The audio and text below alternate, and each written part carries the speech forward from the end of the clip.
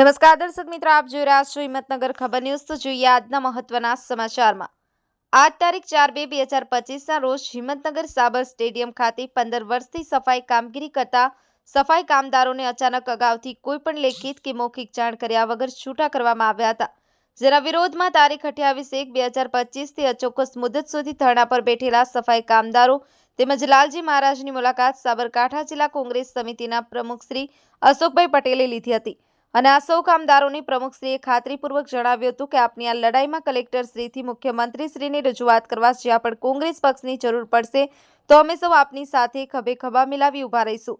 આ પ્રસંગે જિલ્લા માઇનોરિટી ચેરમેન ટીવી પટેલ, જિલ્લા ફરિયાદ સેલના ચેરમેન કુમાર ભાટ, સેવાદળના જિલ્લા ચેરમેન મુકેશભાઈ રણછોડભાઈ, પૂર્વ શહેર પ્રમુખ ઈશ્વરભાઈ, તાલુકાના પૂર્વ ઉમેદવાર સંજયભાઈ, સુરેશભાઈ પંડ્યા તેમજ કોંગ્રેસી આગેવાનો ઉપસ્થિત રહ્યા હતા। સિકંદરભાઈ શેખ, હિંમતનગર ખબર ન્યૂઝ, રમેશ સત્યની સાથે। अपनी आसपास बनती घटना समाचार જોવા માટે હિંમતનગર ખબર ન્યૂઝને લાઇક કરો, શેર કરો, સબસ્ક્રાઇબ કરો।